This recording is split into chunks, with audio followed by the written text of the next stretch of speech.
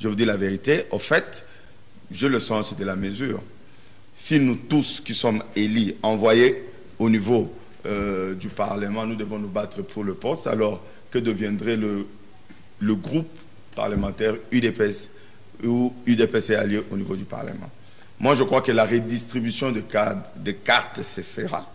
Mais il faut être patient et puis il faut avoir le sens de mesure parce qu'il y a des gens qui veulent être président, qui veulent être ceci. Moi, je crois que ça ne m'intéresse pas trop.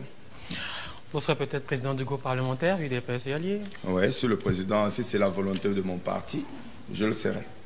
Vous étiez candidat président à l'époque du Congrès qui avait désigné Félix Tshisekedi. Et là, c'est Jean-Marc Aboun qui fait l'intérim. Vous êtes frustré? Non, mais ce n'est même pas comparable.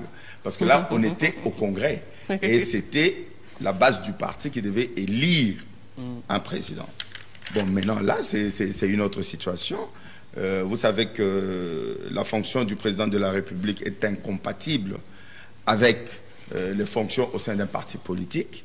Donc, il est tout à fait normal que pour la continuité des affaires de notre parti et pour sa stabilité, le président avait jugé bon que le président, le secrétaire général Jean-Marc Aboun puisse assurer l'intérim. Donc, moi, je ne vois pas où est le problème.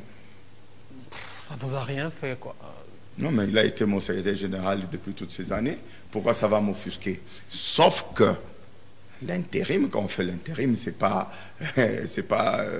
définitivement. Donc, administrativement, je crois que l'intérim, c'est pour 6 mois. Et nous avons celui qui était notre président, parce que maintenant il est le président de tout le monde, il tient beaucoup au respect des textes. Et je crois que le moment venu, nous allons respecter les textes du parti. Et voilà, donc il n'y a rien qui puisse nous inquiéter. Qu'est-ce qui est attendu au bout de 6 mois d'intérim? Non, enfin, logiquement, l'intérim ne peut pas dépasser 6 mois. Parce qu'après 6 mois, on constate l'empêchement définitif de la personne qui occupait la fonction. Or, nos textes du parti organisent très bien cette question. Donc, il y aura un triumvirat qui va gérer le parti pendant 1 mois. Ce triumvirat sera composé du président de la CEP, du secrétaire général et du président de la Convention démocratique. Et puis, ce triumvirat va organiser le congrès après 1 mois. Donc, on va élire le nouveau président du parti après 1 mois d'intérim par le triumvirat. Ok. Est-ce que c'est facile de succéder au Tshisekedi père et fils? Bon, on va pas comparer le père et le fils. Ça, il n'y a pas commune mesure. Succéder à Tshisekedi père, c'est déjà une chose. Et succéder aussi à Tshisekedi fils, c'est aussi une chose. Parce que chacun a pu prouver, a pu démontrer de quoi il est capable. Donc, celui qui veut succéder à Tshisekedi fils, parce que c'est le cas maintenant, je crois qu'il doit prendre la mesure de la situation, il doit prendre la mesure de ses ambitions pour pouvoir faire mieux. Parce qu'aujourd'hui, l'UDPS est au pouvoir, mais nous comptons avoir un grand parti qui a une vision et qui va pérenniser cette vision pendant des générations. Donc, c'est la machine du parti. Donc, celui qui va prétendre prendre le parti demain, il faut non seulement qu'il nous prouve, nous les cadres, mais qu'il prouve à tous les combattants de quoi il est capable. Donc, il y aura une période où il va vendre ses idées, il va vendre sa vision, nous serons en campagne, et puis après, c'est la base du parti qui va décider qui pourra être le prochain président du parti. Je dis ça parce que je me rappelle de cette petite phrase prononcée après le départ d'Abdou Diouf de la francophonie. Michael Jean avait dit « On ne remplace pas Abdou Diouf, on lui succède ». Et on dirait peut-être la même chose. On ne remplace pas Étienne Tshisekedi, on ne remplace pas Félix Tshisekedi, on essaye de lui succéder. Oui, mais on va essayer de lui succéder parce que en si peu de temps, ce que Félix Tshisekedi a fait, c'est une prouesse. D'aucuns disaient que l'UDPS n'aura jamais le pouvoir dans ce pays. Il y en a qui disaient que telle tribu ne sera jamais au pouvoir, on n'aura jamais de président. Donc, Félix Tshisekedi a relevé ce défi-là, ce qui n'est pas un petit défi. Donc, celui qui viendra après lui, il faut aussi qu'il nous prouve de quoi il est capable. De toutes les façons, les textes du parti sont organisés de telle sorte que si vous n'êtes pas à la hauteur de vos responsabilités, il y a des moyens statutaires de vous mettre hors d'état de nuire. J'emprunte vos termes. Hein. Le prochain défi, ça sera quoi? Maintenir l'UDPS au pouvoir? Non seulement maintenir l'UDPS au pouvoir, mais faire encore de ce parti plus grand qu'il est aujourd'hui. C'est vrai, nous étions en campagne, nous avons connu beaucoup de difficultés. Vous savez que nous avons fait 36 ans dans l'opposition. Nous vivions avec nos petites cotisations. Nous n'avions pas de cadres qui travaillaient, qui avaient de bons postes rémunérateurs. Mais maintenant que je suis sûr, je suis convaincu que nous avons des députés nationaux qui vont rétrocéder la quote-part du parti. Nous aurons probablement des ministres, donc nous pensons que le parti va encore plus revivre, plus vivre financièrement. Donc nous avons l'ambition, si pas d'avoir la majorité au Parlement en 2023, mais en tout cas, nous n'aurons pas moins de 150 députés en tant que parti d'abord. Et puis, nous aurons des regroupements avec lesquels nous allons travailler pour avoir la majorité au Parlement. Pour cette législature? Pour cette législature, nous sommes en coalition. Ok. Nous sommes en coalition avec nos partenaires du... C'est déjà acquis ou c'est en cours? Non, mais enfin, on est en train de parler, mais je crois que nous allons co-gérer. Nous allons co-gérer, nous, l'UDPS, avec nos amis du FCC et d'autres Congolais, bien sûr, qui voudront mettre leurs mains à la pâte pour rebâtir le Congo de demain, avec Félix-Antoine Tshisekedi.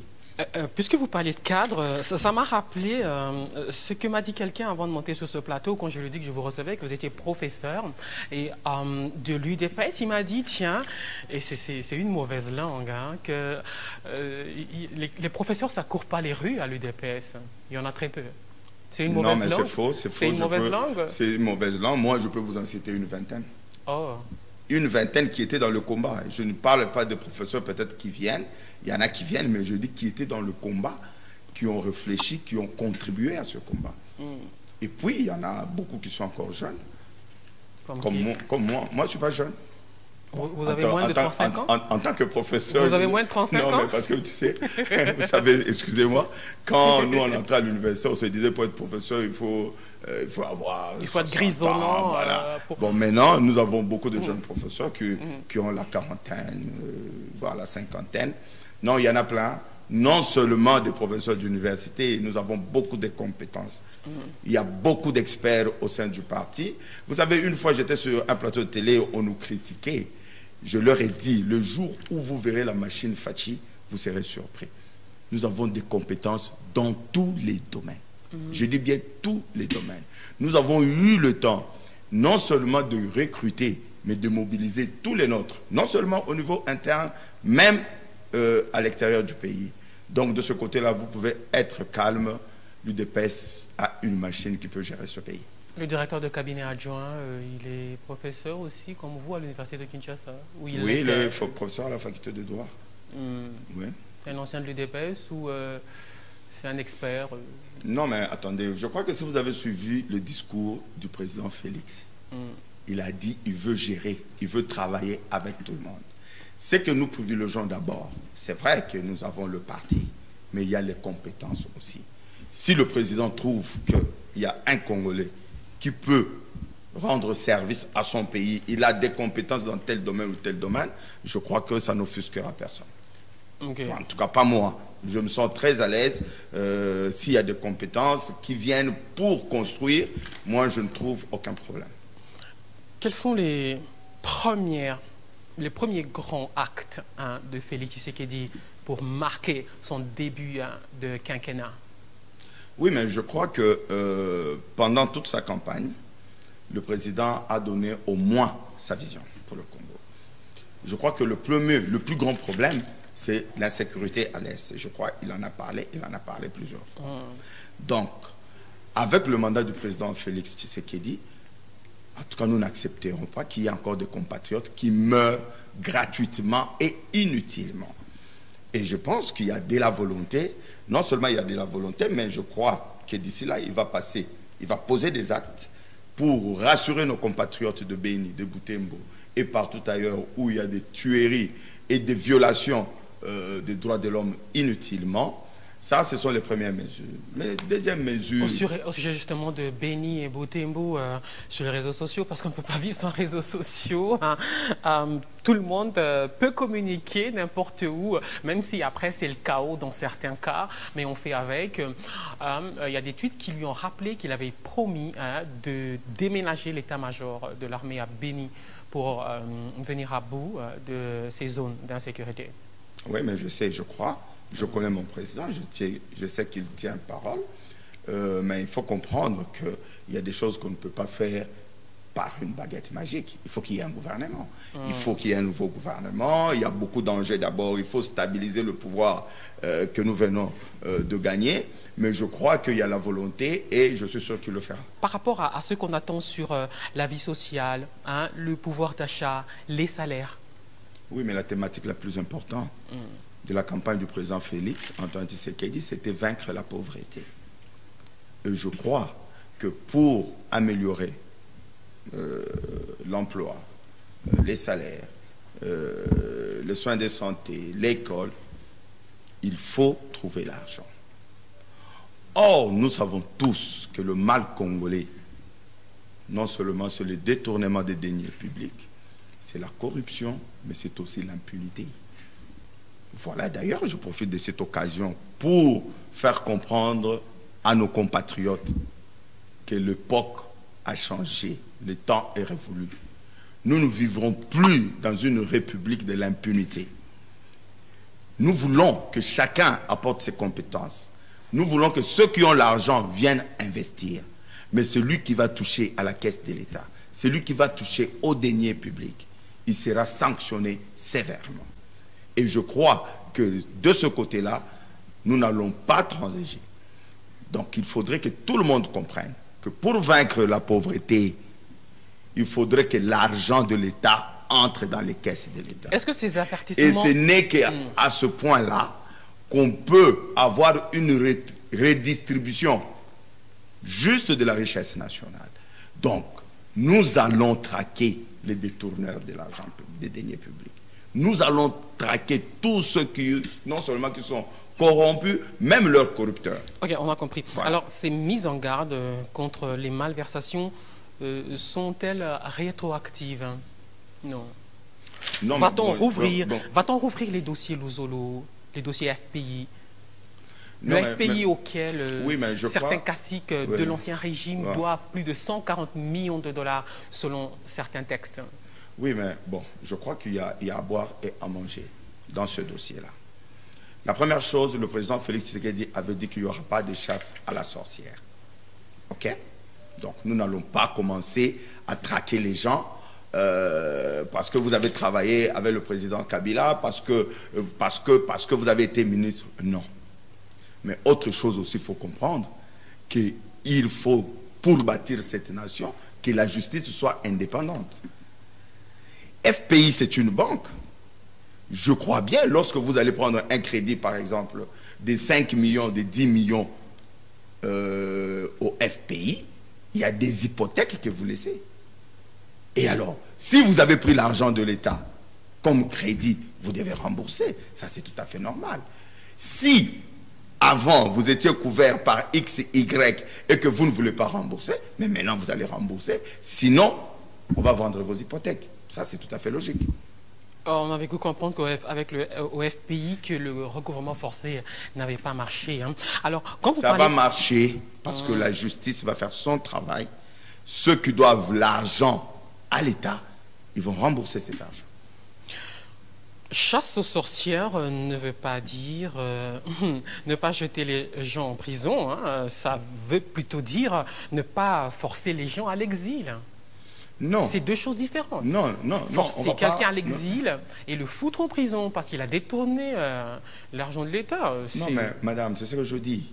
Le président Félix Tshisekedi fait part de l'exécutif. Fait partie de l'exécutif, n'est-ce pas? Mais il y a une institution que nous voulons indépendante et que nous allons rendre réellement indépendante, où il n'y aura pas d'interférence tel a appelé, tel ministre a dit, tel ministre... Non, c'est la justice. Si la justice se saisit de votre dossier, on n'interviendra pas. Si la justice estime que M. X, M. Y doit à l'État, par exemple, 100 millions de dollars, et que vous devez rembourser cet argent, pourquoi voudriez-vous que le président de la République, le directeur de cabinet ou tel ministre puisse intervenir? Je crois même que c'est immoral. Donc il faudrait que les gens comprennent que dans ce régime ici, l'argent de l'État appartient aux Congolais. Ça n'appartient pas aux individus. C'est, madame, je vais vous donner un exemple. Vous pouvez avoir une idée sur les Prado TX qui roulent dans ce pays. C'est plus que le nombre de centres de santé dans ce pays. Vous connaissez le prix d'une Prado TX? Plus de 60 000 dollars. Plus de 60 000 dollars. Mais si nous allons dans les zones de santé, madame, vous allez trouver les femmes qui accouchent à même la terre. Tout à fait. Vous comprenez? Et le président Félix, il roule dans quelle voiture, lui? Non, mais lui, il roule dans les voitures officielles. Il a son ancienne Jeep qu'il utilise. Mais je vais dire... C'était une grosse cylindrée aussi. Oui, c'était une grosse cylindrée achetée avec son argent. Mais je vais dire seulement ceci. De plus de 60 000 dollars aussi. Ah oui, hein? Vous savez, madame, vous savez quand vous êtes candidat président de la République, vous comprenez, il y a des combattants, il y a des gens de bonne foi. Et je vous dirais même que cette Jeep-là, il ne l'avait pas acheté. C'est quelqu'un qui lui a fait cadeau. Parce qu'il estime que nous croyons en ce monsieur. Il a une vision pour le Congo. Il faut le sécuriser. Donc mais je voulais dire seulement... Avec lui, finit le règne des grosses cylindrées. Non, j'ai dit seulement ceci. Pour réduire les coûts, quoi. Je dis seulement ceci. Pour réduire le train de vie. Madame, je peux parler. Le train de vie des institutions publiques. J'ai dit ceci. Qu'on a décrié pendant longtemps. On a dépensé autant de millions pour acheter les véhicules de l'État. Ça veut dire quoi? Vous êtes en fonction, quand vous quittez la fonction, vous laissez le véhicule de l'État. Il y a tellement de priorités maintenant pour notre peuple que de commencer encore à acheter des véhicules pour les mandataires ou les ministres qui vont venir. Et ces habitudes-là, et ça, c'est dans tous les secteurs, que ce soit dans l'armée. Vous allez trouver des gens qui ont 5 jeeps de la police chez lui. Et ils doivent retourner cela. Donc c'est pour dire seulement quoi? Si nous voulons vaincre la pauvreté, nous devons instaurer la bonne gouvernance. La bonne gouvernance commence par le respect du bien public, le respect du bien de l'État. La Jeep de l'État, vous avez été conseiller ou conseiller principal à la primature, ce n'est pas votre Jeep. Parce que si vous partez avec, on va vous poursuivre. Alors, les dossiers Luzo Lobambi, qui se trouvent chez le procureur, hein, soit dit en passant. Oui, mais le procureur, c'est un responsable au niveau de la justice de ce pays. Je crois que s'il avait peut-être avant des contraintes pour ne pas agir, je crois que maintenant, il pourra agir en âme et conscience. En âme et conscience. Donc nous ne venons pas... Il faut un coup de pouce ou un signal fort. Non, c'est-à-dire il faut libérer. Moi je dis, vous voyez même les magistrats dans ces parquets, il y a beaucoup de gens de bonne volonté qui peut-être craignaient que si je fais ça, je vais perdre mon boulot. J'ai reçu le coup de fil de mon supérieur, il a dit libérer ces dossiers. Mais le jour où nous rendrons la justice indépendante dans ce pays, ça sera le départ du développement. Comment la rendre indépendante? Mais on n'interfère pas. On n'interfère pas. Ce n'est pas un ministre, le ministre de la Justice n'a pas le droit de dire au procureur général de la République, il ne faut pas poursuivre tel monsieur, il ne faut pas poursuivre tel monsieur, jamais. On n'interfère pas. Quand le magistrat a un dossier, il instruit le dossier en âme et conscience. Donc c'est ce que nous voulons justement dans ce pays. Et c'est ça l'état de droit pour lequel Étienne Tshisekedi s'est battu toute sa vie. L'état de droit, c'est ça. Donc il faudrait que la justice élève cette nation. Il faudrait qu'il n'y ait pas de gens au-dessus des lois. Il ne faut pas qu'on ait encore un régime des intouchables. Parce que je suis l'ami du président, parce que je suis l'ami du ministre, parce que je suis le petit frère de tel, de X. Non. Donc tout le monde, non seulement a des droits, mais il a aussi des devoirs. Et c'est alors que nous allons construire notre pays. Tout le monde doit payer ses taxes, tout le monde doit payer ses impôts. Du moment où les Congolais sont convaincus que l'argent que nous payons entre dans la caisse de l'État, on va faire les travaux pour nous, pour la communauté, je crois que ça va motiver les Congolais non seulement à payer leurs impôts, mais à s'investir personnellement pour le développement du Congo de demain. Jeudi, demain, ça fera une semaine que Félix Tshisekedi est officiellement président de la République. En lisant certains tweets, je vais y revenir, certains Congolais avaient plutôt souhaité qu'il y ait quand même des décisions allant dans le sens peut-être de poursuivre ceux qui ont détourné durant cette première semaine. Ce serait pour cette première semaine. Ce serait pour eux un signal fort. Il y a déjà des gens qui ont détourné cette première semaine. De l'époque... Pendant longtemps, vous avez dit ces gens-là, oui, mais nous avons dit ça. Attends, il y a une chose que nous devons comprendre. Ouais. Nous avons un pays qui a besoin de la stabilité. OK? Parce que s'il faut aller avec cette logique, il faut aller avec... s'il faut aller avec cette logique, il faut l'amener jusqu'au bout. Dans ce pays, nous avons connu la gestion Mobutu. Nous avons connu la gestion Kabila Père. Nous avons connu la gestion Kabila fils. OK. Si nous nous disons, enfin ça c'est moi, ça n'engage que moi, ça n'engage pas le président ni le gouvernement. Si nous disons que nous voulons poursuivre, alors nous devons poursuivre tout le monde. C'est-à-dire? C'est-à-dire que nous poursuivons ceux qui ont détourné dans le régime Mobutu, dans le régime Kabila Père, dans le régime Kabila fils. Donc?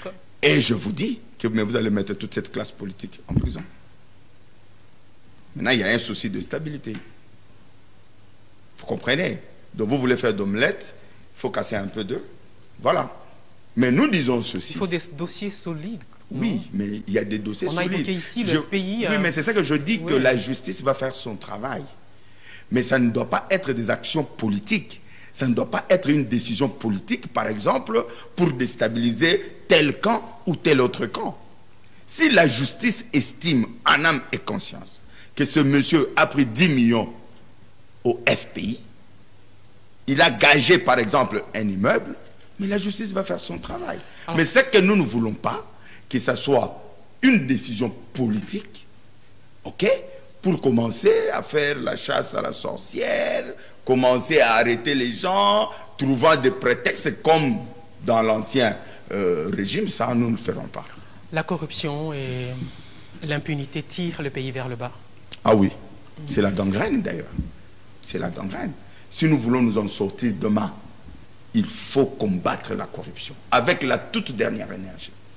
Et ça, je peux vous dire que le président Félix a la ferme volonté de combattre la corruption dans ce pays. Parmi les personnes qu'il va recevoir dans pas longtemps, il y aura peut-être le ministre de la Justice et le procureur général, parce qu'on a vu qu'il s'est entretenu avec l'ancien président de l'Assemblée nationale, Aubin Minakou. Ce matin, avant de monter sur ce plateau, j'ai vu une photo de lui recevant le ministre de l'Intérieur, Henri Mova, et le Premier ministre Bruno Tshibala. C'est quand le tour du ministre de la Justice et du procureur général. Je le dis et je le répète parce que c'est sur ça que les gens l'attendent. En lisant les souhaits des Congolais sur les réseaux sociaux et dans les conversations. Oui, mais je crois que d'abord... Je suis désolé d'y revenir. Oui, je crois que d'abord, quand il reçoit le ministre de l'Intérieur, le président de l'Assemblée, l'ancien président de l'Assemblée nationale, je crois que c'est pour des consultations. Ouais. Okay. Selon les priorités. Oui, selon les priorités, ils estiment qu'on peut recevoir X, on peut recevoir Y, parce que ces gens ont été au pouvoir, ils ont géré, peut-être ils ont des dossiers qu'ils peuvent transférer, peut-être ils ont des informations qu'ils peuvent donner. Mais moi, je crois que le travail va commencer avec le prochain gouvernement. Ok, ça va commencer avec le prochain gouvernement. Quand on dit prochain gouvernement, ça peut être au mois de mars, le plus tôt ou le plus tard au mois de mai. Je vous rappelle qu'en 2011, les élections ont eu lieu en novembre et Matata Pognon a été investi comme Premier ministre en mai. Oui, mais justement, il ne faut pas confondre la vitesse et la précipitation.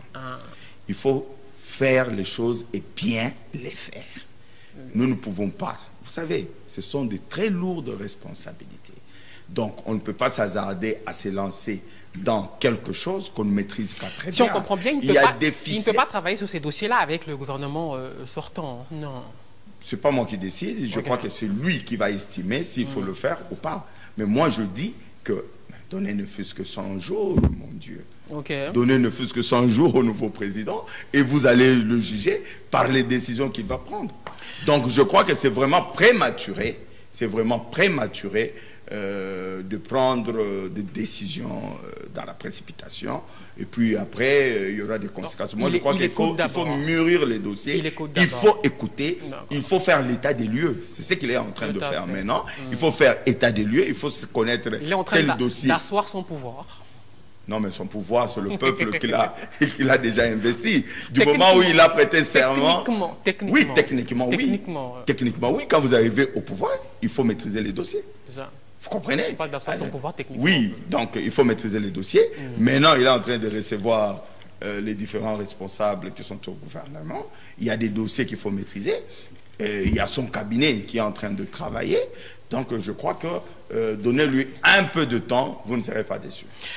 Je suis avec Paul Chilombo, c'est le porte-parole de l'UDPS, élu député national à la Tchangou, professeur à la faculté de pharmacie à l'université de Kinshasa. Je vais prendre cette affaire qui passionne énormément les Congolais et quasiment toute l'Afrique centrale au regard des réactions suscitées sur les réseaux sociaux, parce que c'est sur les réseaux sociaux que ça a commencé. Vous avez vu cette vidéo? C'est indécent de vous poser cette question parce que c'est une vidéo où on voit une femme nue, dénudée par sa présumée rivale, une autre femme qui l'aurait séquestrée pendant environ 48 heures, lui reprochant de lui avoir piqué son mari. Vous l'avez regardé ou vous en avez entendu parler? Non, je retire la première question. Non, parce que c'est indécent. Non, vous pouvez la maintenir. Non, vous pouvez la retenir. Je vous dis déjà que je n'ai pas regardé. Vous en avez entendu parler? J'en ai entendu parler, oui. Alors, qu'est-ce que ça vous a inspiré? Non, mais je crois qu'il faut sanctionner. La cybercriminalité, il y a des pays où les lois sont déjà appliquées. Et je crois que chez nous, il faudrait que le Parlement, le Sénat fassent un peu de diligence pour justement voter cette loi et sanctionner tous ceux qui s'appliquent dans de telles... enfin, je voulais utiliser un terme qui n'est pas correct, mais dans de telles pratiques. Mais je crois que la vie humaine, la dignité humaine, elle est sacrée. Et personne n'a le droit de se faire justice.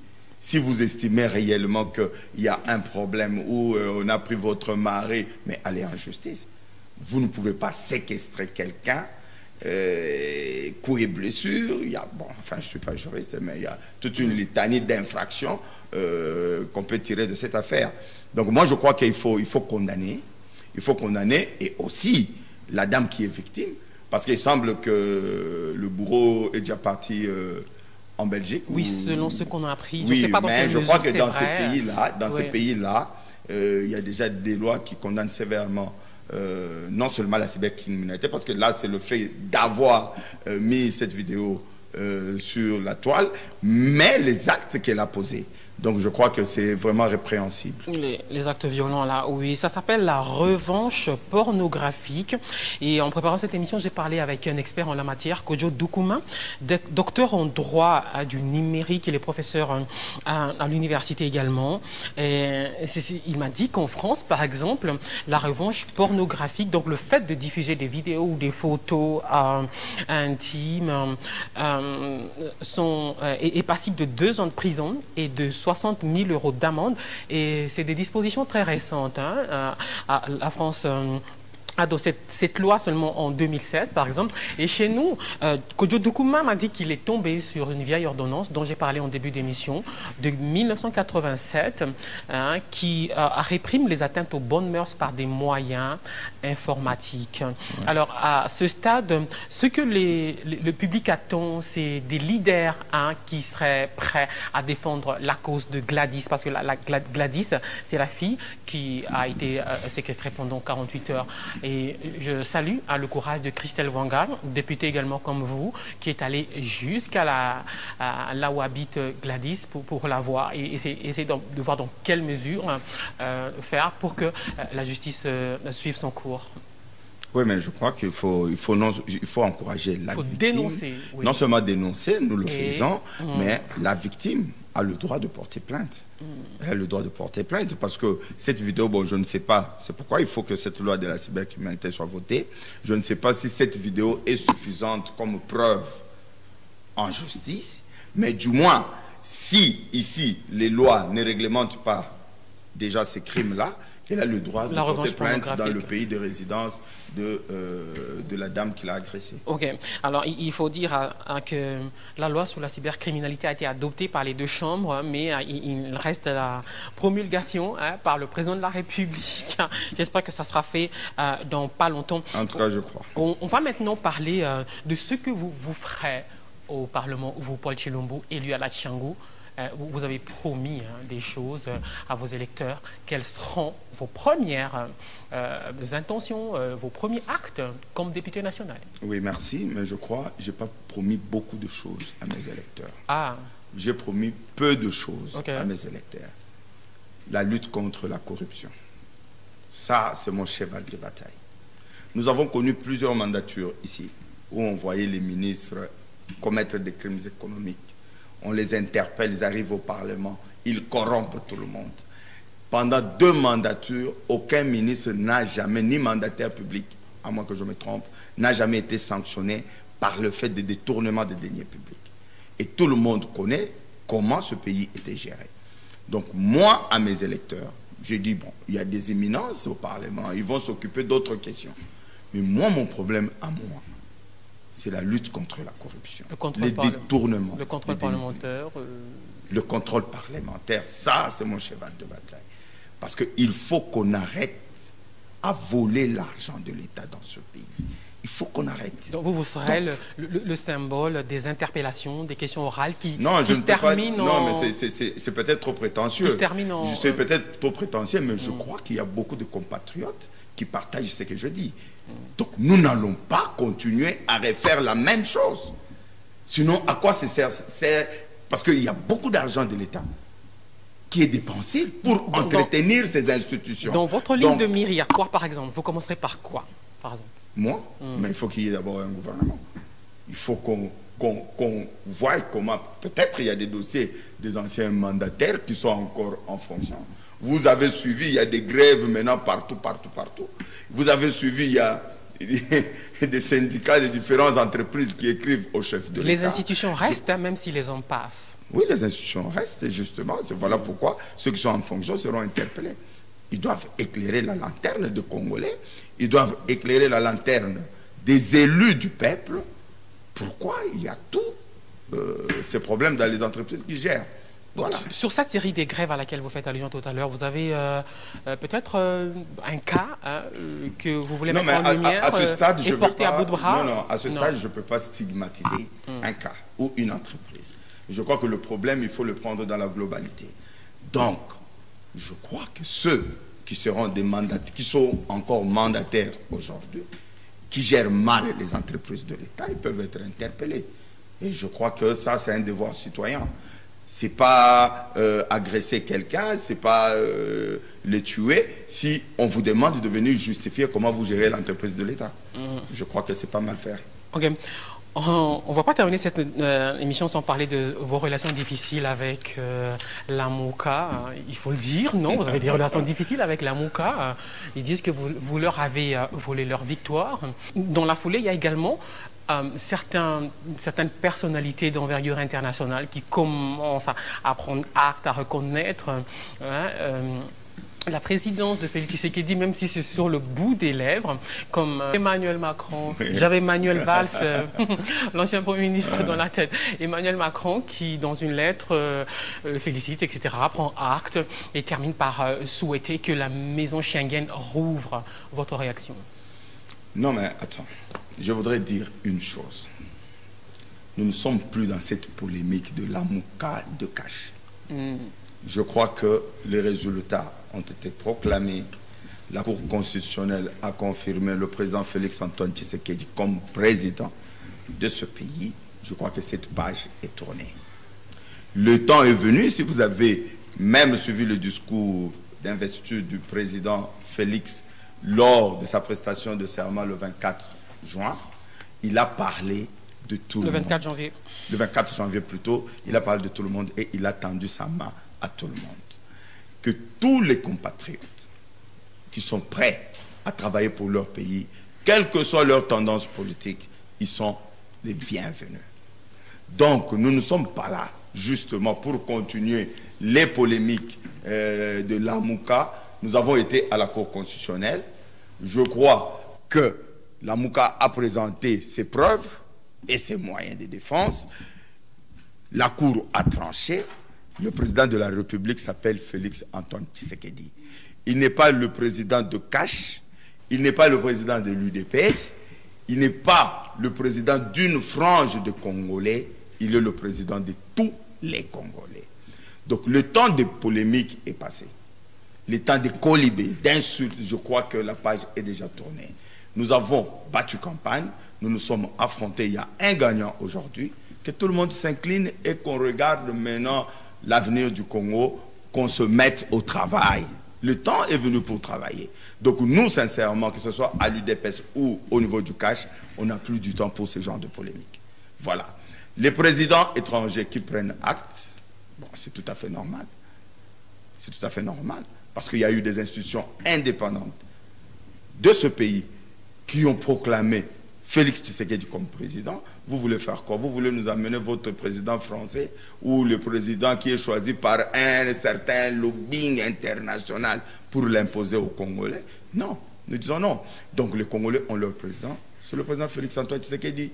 Les félicitations viendront et viendront beaucoup. Et les Congolais se réjouiront lorsqu'ils verront la bonne gouvernance, lorsqu'ils verront la bonne gestion, lorsqu'on va résoudre leurs problèmes vitaux. C'est ce qui les intéresse. Tout le reste, ce sont des polémiques inutiles. Ok. La réouverture de la maison Schengen, souhaitée par le président Macron dans sa lettre de félicitations. Mais en tout cas, moi, je l'ai souhaité même quand le président Kabila était encore président. Ça fait plus d'une année, je devais voyager. Et je n'ai plus jamais voyagé parce que la maison Schengen... Même vous aussi? Même moi aussi. Mais il y a des gens qui ont voyagé entre-temps. Mais bon, je ne sais pas ce qu'ils faisaient. Mais nous avons... Vous allez à l'ambassade. Vous devriez aller où? Vous allez à l'ambassade de ce pays-là. Vous êtes sûr que je dois vous dire? Non, ben vous allez à l'ambassade. Non, mais ce qui est important... C'était devenu difficile. Ce qui est important, ce n'est pas moi. Mais ce qui est important, c'est tous les Congolais qui ont envie de voyager, qu'ils puissent voyager librement. Il y a eu ce qu'il y a eu. Je crois que le temps, et je suis sûr que d'ici là, on va réouvrir cette maison afin que les Congolais jouissent de leur liberté de mouvement. L'obstacle, c'était la fermeture de la maison Schengen ou les sanctions? On n'est plus dans ce débat-là. On va réouvrir la maison Schengen. Quel que soit, bon, eux, le régime passé avait ses raisons. Bon, valable ou pas valable, je crois que ce n'est pas l'objet du débat. Mais au moins, en tout cas, nous sommes sûrs... Vous êtes alliés, non? Vous êtes alliés. Pas alliés de leur passé, hein? Ah non, non, non, non, non, non. Nous sommes alliés pour l'avenir du Congo. Nous ne sommes pas alliés de leur passé. Ok? Nous sommes alliés maintenant pour l'avenir du Congo.